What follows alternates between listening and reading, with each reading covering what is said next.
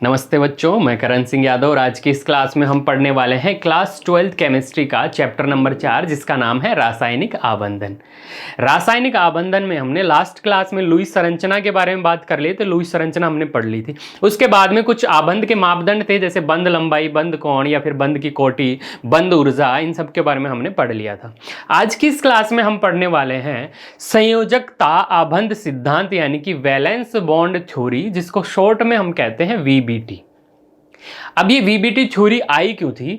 तो जब शुरुआत में जब अणुओं की संरचना के बारे में बात की जा रही थी तो बहुत सारी थ्योरीज आई थी हमारे पास। उन थ्योरीज में कुछ कमियां थी, वो बहुत सारे अणुओं की संरचना के बारे में नहीं बता पा रहे थे, बंध कैसे बनता है इसके भी डिटेल में एक्सप्लेन नहीं कर पा रहे थे। उसके बाद में उसी टाइम एक और ये सिद्धांत आया था वीबीटी, जो दिया था हिटलर एंड लंदन नाम के साइंटिस्ट ने, जिसको आगे बढ़ाया था। उसमें कुछ मॉडिफिकेशंस करके स्लेटर एंड पॉलिंग ने इसमें कुछ मॉडिफिकेशंस किए थे। अब संयोजकता बंध सिद्धांत या संयोजकता आबंध सिद्धांत है, ये परमाणु कक्षकों, तत्वों के इलेक्ट्रॉनिक विन्यास और परमाणु कक्षकों के अतिव्यापन के ज्ञान पर आधारित है। तो इसमें ये सब हम देखने वाले हैं। उसके बाद में संकरण का जो कॉन्सेप्ट आया था, वो इस कॉन्सेप्ट का जो इस सिद्धांत में जो कमियां थी उसी के बेसिस पर आगे एक और कॉन्सेप्ट आया था, संकरण का कॉन्सेप्ट, जो आगे पॉलिंग वगैरह ने दिया था। तो इस सिद्धांत में हम आगे बहुत सारे पॉइंट्स देखने वाले हैं। उससे पहले हम देखते हैं कि एक अणु का निर्माण कैसे हो रहा होगा, उसको एक एग्जांपल के थ्रू हम समझते हैं, जिसमें H2 का अणु हम ले रहे हैं। तो H2 का अणु का जो निर्माण है वो हो रहा होगा कैसे? दो हाइड्रोजन के परमाणुओं से मिलकर। अब इस कॉन्सेप्ट में होगा क्या? जब हाइड्रोजन के दो अणु पास पास आएंगे तो उससे हाइड्रोजन के जब दो परमाणु पास पास आएंगे तो हाइड्रोजन के एक अणु का निर्माण होगा। अब यहां पर हमने दो हाइड्रोजन के परमाणु लिए। हाइड्रोजन के परमाणु जो हैं, ये मान लेते हैं कि एक हाइड्रोजन का परमाणु ये है और दूसरे हाइड्रोजन का परमाणु ये है, जिसमें ये हाइड्रोजन का एक नाभिक था, ये दूसरे हाइड्रोजन का नाभिक था। उसमें पहले कोष में एक एक इलेक्ट्रॉन थे, क्योंकि हाइड्रोजन का इलेक्ट्रॉनिक विन्यास हमने क्या लिखा था? 1s1, यानी कि संयोजी कोष में एक इलेक्ट्रॉन है। यहां पर देखो, हम ध्यान से देखें तो तीन प्रकार के बल यहां पर लग रहे हैं। तीन प्रकार के कौन कौन से बल लग रहे हैं? देखो बच्चों, इलेक्ट्रॉन और इलेक्ट्रॉन के बीच में अगर देखें, इलेक्ट्रॉन और इलेक्ट्रॉन के बीच में देखिए, दोनों हाइड्रोजन के इलेक्ट्रॉन्स के बीच में, क्योंकि समान आवेश है, समान आवेश में कैसे बल कार्य करते हैं? प्रतिकर्षण बल लगता है। तो यहां पर कौन सा बल लग रहा होगा? प्रतिकर्षण बल लग रहा होगा। अब दूसरा यहां पर देखें हम, दूसरा अगर देखें तो इस हाइड्रोजन के नाभिक और दूसरे हाइड्रोजन के इलेक्ट्रॉन के बीच में, जो कि विपरीत आवेश हैं, विपरीत आवेशों के मध्य कैसा बल करता है? आकर्षण बल लगता है। ऐसे ही इस हाइड्रोजन के इलेक्ट्रॉन और दूसरे हाइड्रोजन के नाभिक के बीच में भी कैसा बल कार्य कर रहा होगा? आकर्षण बल। तो यहां पर कौन सा बल लग गया? आकर्षण बल। ऐसे ही हम तीसरा बल एक और देख सकते हैं, जिसमें इस हाइड्रोजन के नाभिक और दूसरे हाइड्रोजन के नाभिक के बीच में, क्योंकि समान प्रकार के आवेश हैं, तो समान प्रकार के आवेशों में कैसा बल कार्य करता है? प्रतिकर्षण बल कार्य करता है। अब यहां पर कितने प्रकार के बल काम कर रहे हैं? तीन प्रकार के बल कार्यरत हैं। तो जब दो परमाणु एक दूसरे की ओर अणु के निर्माण के लिए आ रहे थे, कौन से? हाइड्रोजन के, तो यहां पर तीन प्रकार के बल कार्य कर रहे थे। कौन से? एक तो इलेक्ट्रॉन के बीच में प्रतिकर्षण बल, दूसरा इलेक्ट्रॉन और प्रोटॉन के बीच में आकर्षण बल, और तीसरा हमने देखा प्रोटॉन और प्रोटॉन के बीच में प्रतिकर्षण बल। अब यहां पर क्या हो रहा होगा? अब यहां पर बल तो तीन कार्य कर रहे हैं, लेकिन उसमें प्रभावी कौन है? तो बच्चों, जब शुरुआत में अगर हम देखें, जब दोनों परमाणु अनंत दूरी पर होंगे, जब दोनों परमाणु दूर दूर होंगे, तो वहां पर प्रभावी जो बल लगेगा वो आकर्षण बल लगेगा। अब जब भी आकर्षण बल लगता है तो ऊर्जा क्या होती है? ऊर्जा उत्सर्जित होती है। अगर ऊर्जा उत्सर्जित होगी तो उससे ऊर्जा में कमी होगी, और ऊर्जा में कमी होगी तो उसका स्थायित्व, किसी भी सिस्टम में अगर ऊर्जा कम होती है तो उसका स्थायित्व ज्यादा होता है। ऊर्जा अगर बढ़ती है किसी भी सिस्टम की तो उसका स्थायित्व कम हो जाता है। ठीक है बच्चों, तो यहां पर जब दोनों परमाणु जब दूर दूर थे तो उनके बीच में कैसा बल कार्य कर रहा था? आकर्षण बल कार्य कर रहा था प्रभावी रूप से। अब जब आकर्षण बल कार्य करेगा तो उनकी ऊर्जा जो है वो कम होती जाएगी। यहां पर हम ग्राफ खींच रहे हैं, इधर ले रहे हैं हम स्थितिज ऊर्जा और इधर ले रहे हैं दोनों हाइड्रोजन परमाणुओं के नाभिकों के बीच की दूरी। तो जब बहुत दूर दूर थे दोनों परमाणु तो कैसा बल कार्य कर रहा है? आकर्षण बल। धीरे धीरे पास आते जा रहा है, पास आते जा रहे हैं, ऊर्जा कम होती जा रही है, उत्सर्जित होती जा रही है, क्योंकि आकर्षण बल बढ़ता जा रहा है, क्योंकि दोनों के बीच की दूरी जो है वो कम होती जा रही है ना। तो इसका मतलब इलेक्ट्रॉन और दूसरे हाइड्रोजन का जो नाभिक था उनके बीच में दूरी अगर कम होगी तो आकर्षण बल ज्यादा लगेगा। तो यहां पर आकर्षण बल ज्यादा लगने के कारण इनकी ऊर्जा में कमी होती जा रही थी, कमी होती गई और एक सिचुएशन ऐसी आई जहां पर प्रतिकर्षण बल और आकर्षण बल दोनों बराबर हो गए, क्योंकि जब जब पास आ रहे हैं परमाणु तो प्रतिकर्षण बल भी तो बढ़ता जा रहा होगा, क्योंकि इलेक्ट्रॉन भी तो पास आ रहे हैं और इलेक्ट्रॉन पास आ रहे हैं तो प्रतिकर्षण बल बढ़ रहा होगा। ऐसे ही दोनों के नाभिक पास आ रहे हैं तो प्रतिकर्षण बल भी बढ़ रहा होगा। और एक सिचुएशन ऐसी आ गई जहां पर दोनों में आकर्षण और प्रतिकर्षण बल जो है वो क्या हो जाते हैं? बराबर हो जाते हैं, और उसी सिचुएशन को कहते हैं बंध का निर्माण होना। अब उससे ज्यादा अगर हम नाभिकों को पास लाते हैं तो प्रतिकर्षण बल ज्यादा प्रभावी हो जाएगा और प्रतिकर्षण बल से उनकी ऊर्जा जो है वो बढ़ने लग जाएगी और स्थायित्व कम होने लग जाएगा। तो स्थायित्व कम तो कोई चाहता ही नहीं, क्योंकि अणु का निर्माण हमने क्या पढ़ा था? अणु का निर्माण क्यों हो रहा था? स्थायित्व के लिए, यानी कि ऊर्जा में कमी हो रही थी। अब ऊर्जा क्यों बढ़ाना चाहेगा? इसका मतलब यहीं आके वो दोनों परमाणु रुक जाएंगे। अब इन दोनों परमाणुओं के नाभिक के बीच की जो दूरी है उसी को क्या कह देंगे हम? बंध लंबाई कह देंगे। तो यहां पर देखो दूरी कितनी आ रही है? इतनी आ रही है, और इस दूरी को हम क्या कह देंगे? आबंध लंबाई। यहां से यहां तक की दूरी को हम कह देंगे आबंध लंबाई। और ऊर्जा सबसे कम इसी सिचुएशन में होगी। यहां पर अणु का निर्माण हो गया है। अब नाभिक अगर और ज्यादा पास आए तो क्या हो जाएगा? प्रतिकर्षण बल बढ़ने के कारण उनका स्थायित्व कम हो जाएगा। ऐसे करके ये क्या हो जाता है? हाइड्रोजन के अणु का निर्माण हो जाता है। यानी कि यहां पर क्या हुआ था? दोनों हाइड्रोजन इतने पास आ गए और इनके नाभिकों के बीच की दूरी जो थी उसको हमने क्या कह दिया? बंध लंबाई कह दिया। यहां पर देखो ये कक्षकों का जो अतिव्यापन हो रहा है, यहां पर एक हाइड्रोजन दूसरे हाइड्रोजन के कक्षकों को अतिव्यापन हो रहा है। इसी के सिद्धांत पर आधारित है हमारी वीबीटी थ्योरी। कौन सी थ्योरी? संयोजकता आबंध सिद्धांत। तो इसके कुछ मुख्य पॉइंट्स हैं संयोजकता आबंध सिद्धांत के। तो संयोजकता आबंध सिद्धांत के मुख्य बिंदु क्या क्या होंगे? सहसंयोजक बंध जो बनता है उसके बंध के निर्माण के लिए दो परमाणुओं के अर्धपूरित संयोजी कक्षकों के मध्य अतिव्यापन होता है।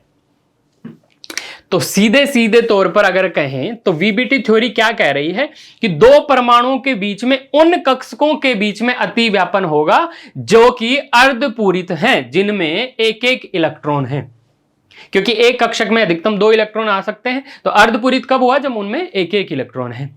दूसरा पॉइंट क्या कहती है वीबीटी? कि विपरीत चक्रण वाले इलेक्ट्रॉन होंगे। कौन से इलेक्ट्रॉन होंगे? विपरीत चक्रण वाले। फॉर एग्जाम्पल ये हाइड्रोजन है, इस हाइड्रोजन में एक इलेक्ट्रॉन है जिसका चक्रण ये है और दूसरा हाइड्रोजन ये है जिसमें दूसरा इलेक्ट्रॉन होगा उसका चक्रण विपरीत होगा। अब इनके बीच में जब अतिव्यापन होगा तो उस अतिव्यापन में दोनों इलेक्ट्रॉन यहां रहेंगे और ये दोनों इलेक्ट्रॉन, ये जो कक्षक बना उस कक्षक में दोनों युग्मित इलेक्ट्रॉन रहेंगे और विपरीत चक्रण वाले होंगे। अब इलेक्ट्रॉन इन दोनों नाभिकों के बीच में है, इन दोनों इलेक्ट्रॉनों के नाभिकों के बीच में है, इसलिए ये बंध जो है संयोजी बंध बना है, सहसंयोजक बंध बना है, वो क्या हो गया? दिशात्मक हो गया प्रकृति में। और उनकी दिशा क्या हुई? इन दोनों के बीच में जो कक्षक अतिव्यापन कर रहे थे वही इस बंध की क्या हो गई? दिशा हो गई। तो सीधे सीधे तौर पर क्या कह रहा है? वीबीटी कह रही है कि उतने बंध बनेंगे जितने किसी परमाणु के पास अनपेयर्ड इलेक्ट्रॉन यानी कि अयुग्मित इलेक्ट्रॉन होंगे। ठीक है, जैसे फॉर एग्जांपल हाइड्रोजन का इलेक्ट्रॉनिक विन्यास क्या होता है? 1s1। अब इसके पास कितने अनपेयर्ड इलेक्ट्रॉन हैं? अगर 1s की बात करें, ये 1s कक्षक है जिसमें एक इलेक्ट्रॉन है, तो इसका मतलब ये एक बंध बनाएगा। तो जैसे दूसरा हाइड्रोजन है उसके पास भी एक इलेक्ट्रॉन है तो उसका विपरीत चक्रण है, यहां पर हाइड्रोजन जो है इसके साथ संयोग करके बंध बना लेगा और H2 का अणु बन जाएगा। तो ये थ्योरी कौन कह रही है? ये बातें कौन कह रहा है? वीबीटी कह रही है। अब वीबीटी का अगला पॉइंट क्या हो गया, वीबीटी का अगला पॉइंट हो गया परिणामी बंध जो है उसका स्थायित्व प्राप्त करने के लिए विपरीत चक्रण वाले इलेक्ट्रॉन युग्म रखता है। विपरीत चक्रण वाले क्यों भाई, समान चक्रण वाले होंगे तो उनका स्थायित्व कम होगा ना, ये हमने क्वांटम नंबर में पढ़ा था। तो इसलिए विपरीत चक्रण वाले इलेक्ट्रॉन होंगे, उन्हीं कक्षकों के बीच में क्या होगा, अतिव्यापन होगा। ठीक है, अब नेक्स्ट पॉइंट क्या है, दोनों परमाणुओं के अयुग्मित इलेक्ट्रॉन युग्म वाले कक्षक एक ऐसी दिशा से एक दूसरे के पास आते हैं कि इन कक्षकों का परस्पर अतिव्यापन जो है वो अधिकतम हो। जैसे हम एस कक्षक की बात कर रहे थे, एस कक्षक ऐसे अतिव्यापन करेंगे और इलेक्ट्रॉन जो है वो इनके बीच में रहेंगे। ऐसे पी कक्षक कैसे आकार के होते थे, डंबलाकार आकृति के होते थे। जैसे मान लेते हैं कि इसमें एक इलेक्ट्रॉन है और एक इलेक्ट्रॉन इसमें है, तो ये आपस में क्या कर जाएंगे, अतिव्यापन कर जाएंगे। अतिव्यापन करने के बाद मान लेते हैं कि ये इस प्रकार के दिखेंगे। इस अक्ष से अगर वो अतिव्यापन कर रहे हैं तो ये इस प्रकार से दिखेंगे और दोनों इलेक्ट्रॉन कहां रहेंगे, इनके नाभिकों के बीच में, या फिर ऐसे कहें कि जहां पर अतिव्यापन वाला पार्ट है वहां पर इलेक्ट्रॉन की संभावना ज्यादा रहेगी। तो अतिव्यापन कहां से होगा, जहां बंध एक दूसरे से ऐसी दिशा से अप्रोच करेंगे कि उनके बीच में अतिव्यापन जो है वो ज्यादा से ज्यादा हो। ज्यादा से ज्यादा होने का मतलब यह है कि भाई अगर देखो ये पी कक्षक था हमारा, पी कक्षकों की आकृति कैसी होती है, मान लेते हैं कि ये पी एक्स है, ये पी वाई है और ये पी जेड है।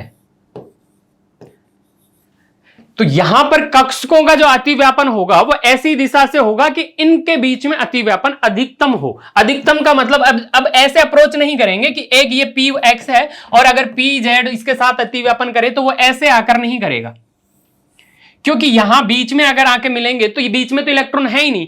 इलेक्ट्रॉन तो कहां रहते हैं, इनके लोब्स में रहते हैं, इनकी पालियों में रहते हैं। तो यहां तो कोई पाली है ही नहीं, तो यहां पर अतिव्यापन होगा ही नहीं। तो अतिव्यापन कैसे होगा, अतिव्यापन करने के लिए ऐसी दिशा से ये अप्रोच करेंगे जहां पर अधिक से अधिक इनके बीच में अतिव्यापन हो। तो दूसरा पॉइंट क्या कह दिया इन्होंने कि अतिव्यापन अधिकतम होना चाहिए। अतः सहसंयोजक बंध में दिशात्मक गुण होते हैं। दिशात्मक क्यों, क्योंकि ये किसी ना किसी पर्टिकुलर डायरेक्शन से एक दूसरे को अप्रोच कर रहे हैं, अतिव्यापन कर रहे हैं, तो उसी डायरेक्शन में क्या बन जाएगा, बंध बन जाएगा। उस बंध की दिशा वही डायरेक्शन होगी जिधर से ये एक दूसरे को क्या कर रहे हैं, अप्रोच कर रहे हैं, अतिव्यापन कर रहे हैं। इसलिए सहसंयोजक बंध क्या हो गया, दिशात्मक प्रकृति का हो गया। अगला पॉइंट है रासायनिक बंध की जो सामर्थ्य होगी वो समानुपाती होगी किसके, अतिव्यापन की मात्रा के। यानी कि अतिव्यापन अगर ज्यादा होता है तो वहां पर सहसंयोजक बंध जो है वो अधिक मजबूत बनेगा। ठीक है बच्चों, नेक्स्ट पॉइंट है अतिव्यापन की मात्रा निम्न दो कारकों पर निर्भर करती है। कौन कौन से कारक हैं, एक तो कक्षकों की प्रकृति, जैसे पी डी एफ कक्षक जो है वो दिशात्मक प्रकृति के होते हैं, जबकि एस कक्षक अदिशात्मक होते हैं। अदिशात्मक क्यों, क्योंकि वो गोलाकार आकृति के होते हैं, तो उनकी दिशा कैसे कह सकते हैं, किस तरफ है। जबकि पी कक्षक कैसे हैं, डंबलाकार हैं, तो हम कह सकते हैं जैसे पी एक्स जो है वो एक्स डायरेक्शन में होगा, पी वाई जो है वो वाई डायरेक्शन में होगा, पी जेड है वो जेड डायरेक्शन में होगा। हमने 3 कोऑर्डिनेट्स लिए थे ना, 3 एक्स लिए थे, तो पी एक्स एक्स एक्सिस पे होगा। ऐसे ही डी कक्षकों के लिए भी कह सकते हैं, ऐसे ही एफ कक्षकों के लिए भी कह सकते हैं, लेकिन एस कक्षक जो हैं वो क्या है, अदिशात्मक हैं। अतः पी डी व एफ कक्षक जो हैं वो क्या होंगे, अधिक अतिव्यापन करेंगे, क्योंकि अधिक क्या है, ये दिशात्मक है, जबकि एस कक्षक जो है वो अदिशात्मक है। इसलिए इनमें अतिव्यापन जो है वो थोड़ा सा कम होगा इनके कंपैरिजन में। और ये कंपैरिजन कब करेंगे, समान कोश वाले कक्षकों के बीच में। ये कंपैरिजन कब करेंगे, समान कोश वाले कक्षकों के बीच में। ठीक है बच्चों, तो ये पॉइंट हम किसके पढ़ रहे हैं, ये पॉइंट हम पढ़ रहे हैं वीबीटी थ्योरी के। नेक्स्ट पॉइंट क्या कह रहा है, संयोजी कोश में प्रारंभ से उपस्थित युग्मित इलेक्ट्रॉन बंध निर्माण में भाग ले सकते हैं। अब जैसे हमने बात की थी हाइड्रोजन H2 अणु जो बन रहा था, उसमें हाइड्रोजन के पास अयुग्मित इलेक्ट्रॉन ही थे ऑलरेडी। तो प्रारंभ में उसके पास अयुग्मित इलेक्ट्रॉन थे, तो अयुग्मित इलेक्ट्रॉनों ने मिलकर क्या बना लिया, एक युग्म बना लिया और क्या बन गया, बंध बन गया। लेकिन अगर अयुग्मित इलेक्ट्रॉन हो ही नहीं, जैसे हम बात करें H2O की बात करते हैं पहले, सीधे से H2O की बात कर रहे हैं जिसमें ऑक्सीजन हम ले रहे हैं। ऑक्सीजन का जो इलेक्ट्रॉनिक विन्यास है वो क्या हो जाएगा, 1s2 2s2 और 2p4 हो जाएगा। यहां पर अगर संयोजी कोष की बात करें, दूसरा कोष संयोजी कोष है तो 2s में 2 इलेक्ट्रॉन है जबकि 2p में 4 इलेक्ट्रॉन है। अब 4 इलेक्ट्रॉन कैसे भरेंगे, पहले एक एक इलेक्ट्रॉन भरते हैं फिर उनका युग्मन करते हैं। तो यहां पर 2 अनपेयर्ड इलेक्ट्रॉन है। कितने अनपेयर्ड इलेक्ट्रॉन है, 2 अनपेयर्ड इलेक्ट्रॉन है। 2 अनपेयर्ड इलेक्ट्रॉन है तो इसका मतलब ये क्या बनाएंगे, 2 बंध बना लेंगे। किसके साथ, हाइड्रोजन के साथ। तो यहां पर एक हाइड्रोजन अपना इलेक्ट्रॉन देके अतिव्यापन करके क्या बना लेगा, H2O, और यहां पर H2O अणु का क्या हो जाएगा, निर्माण हो जाएगा। यहां पर ऑलरेडी प्रारंभ में ही क्या थे, 2 अनपेयर्ड इलेक्ट्रॉन थे। लेकिन हम बात करें NH3 अणु की। अब NH3 जो अणु है, NH3 अणु में नाइट्रोजन का इलेक्ट्रॉनिक विन्यास क्या है, नाइट्रोजन का इलेक्ट्रॉनिक विन्यास हो गया 1s2 2s2 और 2p3। यहां पर नाइट्रोजन के पास क्या है, नाइट्रोजन के पास 3 अनपेयर्ड इलेक्ट्रॉन है p कक्षक में। कौन से कक्षक में, 2p कक्षक में। तो यहां पर इसने क्या बना लिए, 3 बंध बना लिए। ये 3 हाइड्रोजन से मिलकर क्या बना लिया, 3 बंध बना लिए, क्योंकि यह इसके पास 3 ही अनपेयर्ड इलेक्ट्रॉन्स थे। लेकिन अगर हम बात करें BF3 की, हम बात करें BF3 की, अब BF3 में बोरॉन का जो इलेक्ट्रॉनिक विन्यास है वो क्या है, 1s2 2s2 और 2p1। यहां पर 2s में 2 इलेक्ट्रॉन है और 2p में 1 ही इलेक्ट्रॉन है। इसके पास प्रारंभ में अगर बात करें, ग्राउंड स्टेट में, सामान्य अवस्था में बात करें तो 1 ही अनपेयर्ड इलेक्ट्रॉन है। 1 ही अनपेयर्ड इलेक्ट्रॉन है तो VBT थ्योरी के अनुसार इसको 1 ही बंध बनाना चाहिए था। ये लो, 1 फ्लोरीन के साथ। लेकिन ये कितने बंध बना रहा है, 3 बंध बना रहा है। तो इसका मतलब यहां पर VBT जो है वो फेल हो गई। बाद में इसमें मॉडिफिकेशन करके क्या कहा गया कि भाई जरूरी नहीं है प्रारंभ में जितने अनपेयर्ड इलेक्ट्रॉन हो उतने ही बंध बनाए। इन्होंने कहा कि थोड़ी सी ऊर्जा देकर जो ये युग्मित इलेक्ट्रॉन है इनको अयुग्मित इलेक्ट्रॉनों में बदला जा सकता है। यानी कि इसका 1 इलेक्ट्रॉन को हम उत्तेजित करवाकर इस p वाले यानी कि समान कोष वाले कक्षक में हम क्या कर देते हैं, स्थानांतरित कर देते हैं। तो ये तो कौन सी थी, सामान्य अवस्था, जिसको हम कहते हैं ग्राउंड स्टेट।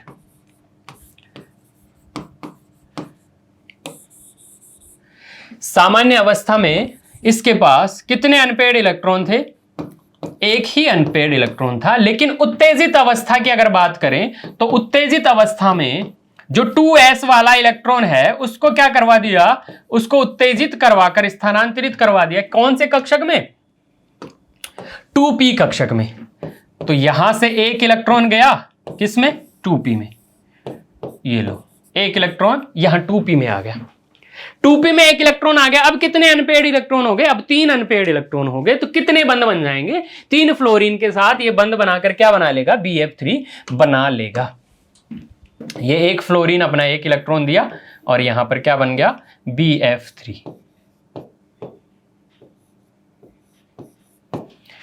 ये ऐसे BF3 का निर्माण हो जाता है। तो क्या कह रही है VBT थ्योरी, क्या कह रही है, VBT थ्योरी कह रही है कि प्रारंभ में उपस्थित युग्मित इलेक्ट्रॉन बंध निर्माण में भाग ले सकते हैं।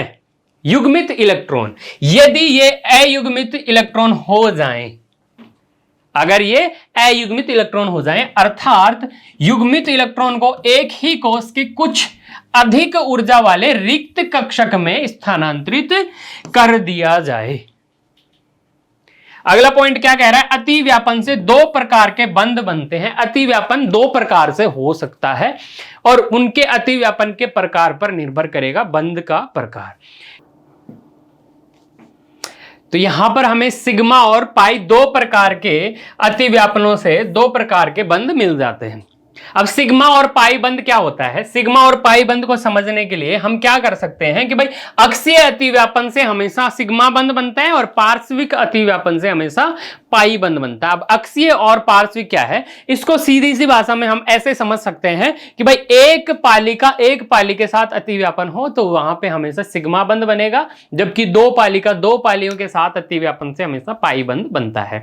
अब ये कैसे समझ सकते हैं, देखो एस कक्षक में तो कोई पाली होती ही नहीं है, एक ही है, तो ये तो जब भी बनाएंगे क्या बनाएंगे, सिग्मा बंध ही बनाएंगे। पी कक्षकों के बारे में बात करें तो पी जैसे मान लेते हैं कि ये पी एक्स कक्षक है और ये है पी वाई, और एक हमारे पास ये पी जेड कक्षक है। ये तो कौन सा हो गया, पी एक्स, ये पी वाई और ये पी जेड कक्षक हो गया। तीन पी कक्षक होते हैं हमारे पास। अब पी एक्स कक्षक कहां स्थित होगा, एक्स एक्सिस पे होगा। तो जब एक्स एक्सिस से एक और पी एक्स आ रहा होगा, यानी कि मान लेते हैं कि ये पी एक्स कक्षक है और ये भी पी एक्स कक्षक है, ये आपस में जब इधर आ रहे होंगे, देखो ये मेरी उंगली के इधर वाली एक पाली है और इधर वाली एक पाली, दो लोब है ना इसमें, एक ये वाली और एक ये वाली, समझ लो मेरी उंगली जो है वो बीच में है, यहां पर इसमें भी बीच में है। अब इनको इसी एक्स एक्सिस से अगर लाते हैं तो देखो एक पाली से एक पाली ही मिल रही है। यहां पर कौन सा बंध बनेगा, इसको कहते हैं अक्षीय अतिव्यापन। एक अक्ष से आ रहे हैं और उसी अक्ष पे ये पाली स्थित है, तो ये कौन सा अतिव्यापन हो गया, अक्षीय अतिव्यापन। यहां पर कौन सा बंध बन गया, एक पाली के लोब, एक लोब से एक लोब के इंटरेक्शन से हमेशा सिग्मा बंध बनता है, ये सिग्मा बंध बन गया।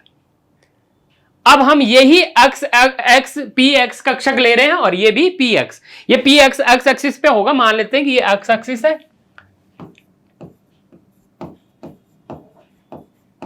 और ये वाई एक्सिस है और इधर ये जेड एक्सिस है।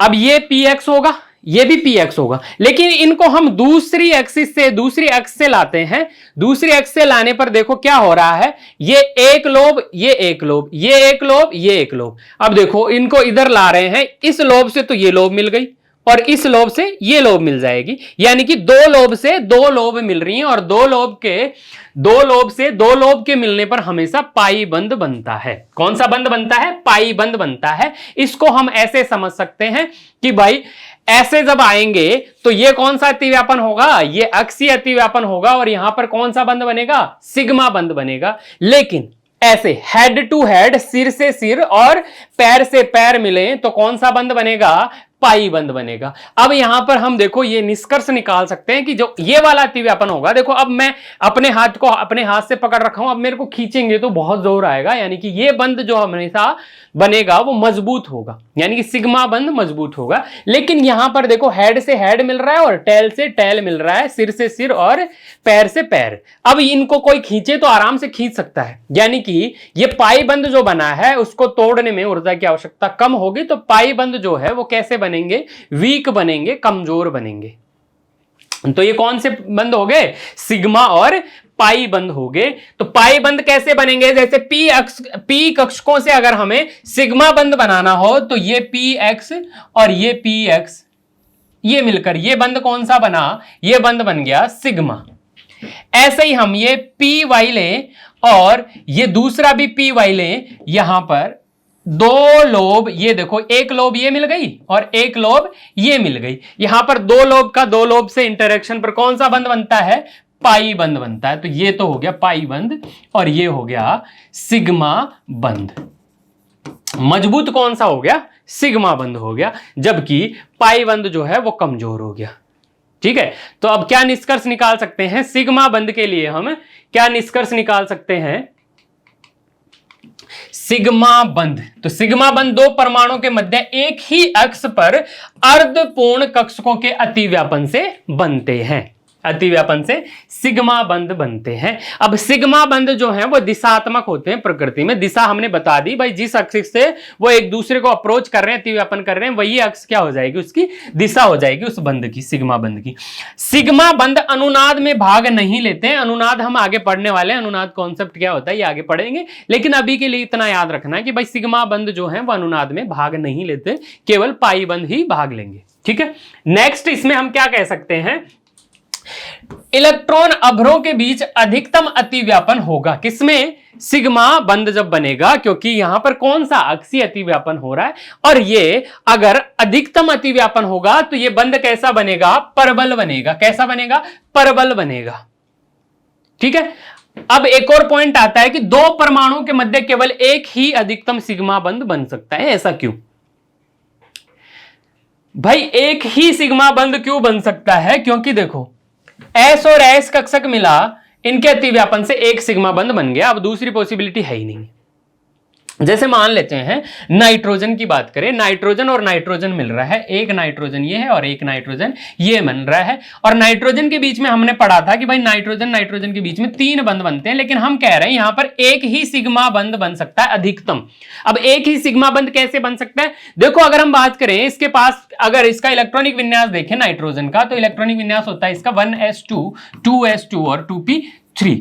अब इसके p कक्षक में 3 इलेक्ट्रॉन थे, तीनों क्या थे? अनपेड थे, और इसको 3 इलेक्ट्रॉन क्या चाहिए? इसको 3 इलेक्ट्रॉन चाहिए अष्टक पूर्ण करने के लिए। अब यहां पर एक इसके पास px है, एक इसके पास py है और एक इसके पास pz है। तो इसके पास एक तो ये px हो गया, एक इसके पास py हो गया और एक इसके पास pz हो गया। pz जो ऐसे है, ऊपर एक पाली ऊपर है और एक पाली उसके पीछे की साइड है। px ऐसे है, इस बोर्ड पे अगर देखें तो एक पाली इस साइड में है, एक पाली इस साइड में। py देखें, एक पाली ऊपर की साइड है, एक पाली नीचे की साइड है। pz जो है एक पाली बाहर की साइड है और एक पाली पीछे की साइड है। अब देखो जब दोनों नाइट्रोजन पास आ रहे होंगे तो ये देखो px कक्षक है, ये px जो कक्षक हैं वो आपस में क्या हो जाएंगे? मिल जाएंगे, और एक लोब से एक लोब का इंटरेक्शन, एक पाली से एक पाली का इंटरेक्शन हो जाएगा, तो यहां पर क्या बन जाएगा? सिग्मा बंध बन जाएगा। अब देखो py किधर है? py ऊपर की साइड है, py एक नीचे की साइड है, ऊपर की साइड है एक पाली उसकी। pz एक इधर है एक इधर है, तो भाई पहले ये मिलेंगे तो एक ही सिग्मा बंध बन रहा है। इधर py ये इधर जब पास आएंगे तो ये तो कौन सा बंध बनेगा? 2 लोब से 2 लोब मिलेंगी भाई, इस लोब से इधर वाले की ये लोब मिलेगी, तो यहां पर 2 लोब से 2 लोब का कौन सा बन रहा था?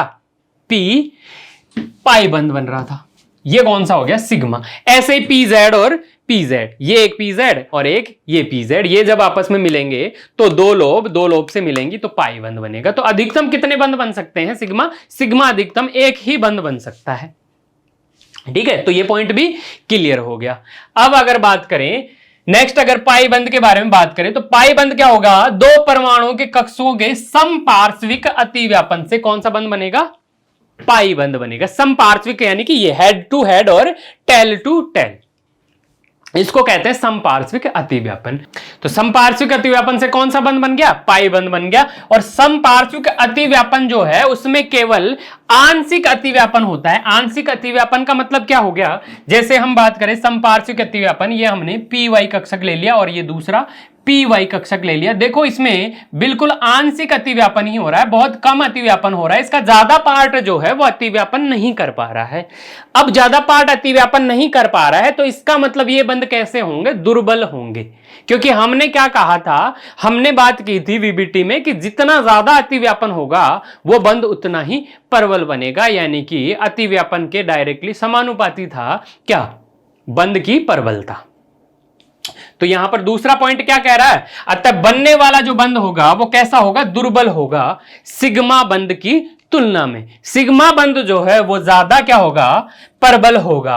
अब पाई बंध अगर प्रबल नहीं है, दुर्बल है, तो वो आसानी से टूट जाएगा, और आसानी से टूट जाएगा इसका मतलब ज्यादा क्रियाशील होगा। किसके कंपैरिजन में? सिग्मा बंध के कंपैरिजन में ज्यादा क्रियाशील होगा कौन? पाई बंध। ठीक है बच्चों, तो ये क्या हो गया? पाई बंध के बारे में बात हो गई। उदाहरण के लिए हम O2 का निर्माण देखते हैं। उदाहरण के लिए O2 के अणु का निर्माण होगा। अब O2 में ऑक्सीजन की अगर बात करें तो ऑक्सीजन का इलेक्ट्रॉनिक विन्यास हो गया 1s2 और 2s2 2p4 हो गया। यहां पर हमने O2 में क्या देखा था कि 2 बंध बन रहे थे O2 के अणु में, लेकिन वीबीटी थ्योरी से हम समझे अगर तो यहां पर कौन कौन से कक्षक इसके आंशिक रूप से भरे हैं या अर्धपूरित हैं इसके P वाले 2 कक्षक। कौन से? P वाले दो कक्षक। हम मान लें कि यहां पर ये PX है और ये PY है और ये PZ है, ऐसा कोई निश्चित नहीं है, लेकिन हम मान रहे हैं अभी के लिए कि ये PX है, ये PY है और ये PZ है, जबकि ये S कक्षक है, ये 2S है और ये 2P, यानी कि ये 2PX हो गया, ये 2PY हो गया और 2PZ हो गया। अब दूसरा ऑक्सीजन जो अणु आएगा, दूसरा ऑक्सीजन का जो परमाणु आएगा, उसके पास भी दो अनपेयर्ड इलेक्ट्रॉन है, यानी कि दो अर्धपूरित कक्षक है। तो यहां पर जितने अनपेयर्ड इलेक्ट्रॉन होते हैं उतने बॉन्ड बनाएंगे, किसके अकॉर्डिंग? VBT के अकॉर्डिंग। तो यहां पर दो अर्धपूरित कक्षक थे, यानी कि दो अनपेयर्ड इलेक्ट्रॉन है, तो दो बंध बना लेगा। दो बंध कैसे बनेंगे? हम देख रहे हैं कि इसके पास एक तो है कौन सा? PY कक्षक। हम अभी के लिए मान लेते हैं कि ये तो है Z एक्सिस और ये है Y एक्सिस। तो इसका मतलब ये कौन सा कक्षक हो गया? ये हो गया PY कक्षक और ये हो गया PZ कक्षक। ये कौन सा हो गया? PZ कक्षक। ये एक ऑक्सीजन हो गया। ऐसे ही दूसरा ऑक्सीजन भी होगा। दूसरे ऑक्सीजन के पास भी एक तो PZ होगा और एक PY होगा। अब अगर हम इनका इंटरन्यूक्लियर एक्सिस, यानी कि जिस एक्सिस से एक दूसरे की तरफ अप्रोच या अतिव्यापन कर रहे हैं, वो ले ले Y एक्सिस। Y एक्स से ये एक दूसरे की तरफ आ रहे हैं। अभी हम कौन सी मान रहे हैं? Y, ये Z एक्सिस ये वाली मान रहे हैं। तो Z एक्सिस से ये एक दूसरे को अप्रोच कर रहे हैं, मान लेते हैं। Z एक्सिस जब एक तरफ आएंगे, ये एक दूसरे की तरफ आएंगे Z एक्सिस से, तो ये लोब जो है वो इस लोब से मिल जाएगी, और जब एक लोब से मिलती है तो कौन सा बंध बन जाएगा? सिग्मा बंध बनेगा। जब और पास आएंगे तो ये लोब और ये लोब मिल जाएगी, ये लोब और ये लोब मिल जाएगी। तो इन लोब के मिलने से कौन सा बंध बनेगा? पाई बंध बन जाता है। तो ऐसे O2 के अणु का निर्माण हो जाएगा। तो O2 के अणु में अगर देखें तो एक बंध तो कौन सा है? सिग्मा है, जबकि दूसरा बंध कौन सा है? पाई है। हम मान लेते हैं कि ये सिग्मा है और ये पाई है। तो पाई बंध तो कैसे बन रहा था? समपार्श्विक अतिव्यापन से, जबकि सिग्मा बंध जो है वो अक्षीय अतिव्यापन से बन रहा था। यहां पर ये ऑक्सीजन का परमाणु है, ये ऑक्सीजन का परमाणु है। यहां पर अगर हम देखें तो ये तो सिग्मा बंध है, और पाई बंध में हमने क्या कहा था कि इनके बीच में कैसा अतिव्यापन है? समपार्श्विक अतिव्यापन है। ये इनके दो कक्षक आपस में क्या कर रहे हैं? अतिव्यापन कर रहे हैं। तो इलेक्ट्रॉन कहां रहेंगे? यहां रहेंगे। इसका मतलब पाई बंध की संरचना देखें तो ये इस तल में, Z तल में ना होकर, जिस तल में सिग्मा बंध है उस तल में ना होकर, उसके कौन से समकोण वाले तल में रहेंगे? उसके लंबवत रहेंगे, दूसरे तल में। और इस बंध को हम कौन सा बंध भी कह सकते हैं? देखो ये बनाना टाइप का स्ट्रक्चर है इसकी, बनाना टाइप की। अब इस बीच में नहीं है इसके इलेक्ट्रॉन, कौन से? पाई वाले इलेक्ट्रॉन। तो ये कौन सा बन गया? ये तो पाई बंध बन गया, और ये कौन सा हो गया? सिग्मा बंध बन गया। तो ऐसे O2 के अणु का निर्माण हो जाता। तो ये सिद्धांत कौन सा हो गया? ये संयोजकता आबंध सिद्धांत हमने पढ़ लिया। अब इस सिद्धांत की कुछ कमियां भी हैं। कमियां क्या हैं? इसमें जैसे CH4 यानी कि मीथेन जो बनेगा, उसमें बंध कोण को अगर देखें, कक्षकों के अतिव्यापन से देखें, तो जैसे ये CH4 है, CH4 में कार्बन की अगर इलेक्ट्रॉनिक विन्यास देखें 1s2, 2s2 और 2p2। यहां पर अब हमने ले लिया ये 2s में दो इलेक्ट्रॉन थे, जबकि 2p में भी दो इलेक्ट्रॉन थे, यानी कि p कक्षकों में एक एक इलेक्ट्रॉन हमने भर दिया। यहां पर अनपेयर्ड इलेक्ट्रॉन दो ही थे, तो ये दो ही बंध बना सकता था। लेकिन इसमें बाद में क्या कहा इन्होंने कि इसको एक इलेक्ट्रॉन को उत्तेजित करवाकर कहां दे दिए? p कक्षक में। तो इसके पास चार अनपेयर्ड इलेक्ट्रॉन कौन सी अवस्था में मिल जाते हैं? उत्तेजित अवस्था में मिल जाते हैं। अब ये चार बंध बना सकता है। चलो मान लिया चार बंध बना भी लिया, लेकिन अगर यहां पे देखें, एक बंध तो S कक्षक के अतिव्यापन से बन रहा है, और तीन बंध कौन से बन रहे हैं? P कक्षकों के अतिव्यापन से। S कक्षक के बंध बनाने की सामर्थ्यता जो होगी वो अलग होगी, जबकि P कक्षक के अतिव्यापन की सामर्थ्य अलग है। मतलब बंध जो हैं वो अलग अलग प्रकार के होने चाहिए थे। अब क्योंकि यहां पर अलग अलग प्रकार के होने चाहिए थे, लेकिन एक्सपेरिमेंटली जब हम पता करते हैं तो बंध जो हैं वो सभी कार्बन और हाइड्रोजन के बीच में जो जितने भी बंध हैं वो सभी के सभी क्या हैं, समान प्रकृति के हैं। दूसरा हम देखें px, py और pz, तीन p कक्षक हैं और तीनों कक्षकों के बीच में अगर हम कोण देखें तो 90 डिग्री का कोण है भाई। x एक्सिस पे होगा px और y एक्सिस पे होगा py, इनके बीच में कोण है 90 डिग्री का। तो इसका मतलब कार्बन और हाइड्रोजन के बीच में जो बंध बनना चाहिए था वो 90 डिग्री का होना चाहिए था। अब ये 90 डिग्री का होना चाहिए था, लेकिन ऐसा होता नहीं है। यहां पर तीन कोण कितने के होने चाहिए थे, 90 डिग्री के होने चाहिए थे, लेकिन ऐसा होता नहीं है। तो इसका मतलब इस वीबीटी थ्योरी की भी कुछ कमियां थी और उन कमियों को आगे दूर करने के लिए एक और कॉन्सेप्ट आया जो कि है संकरण का कॉन्सेप्ट, जो कि हम अगली क्लास में पढ़ने वाले हैं। आज की क्लास में सिर्फ इतना ही हम देखेंगे। Thank you.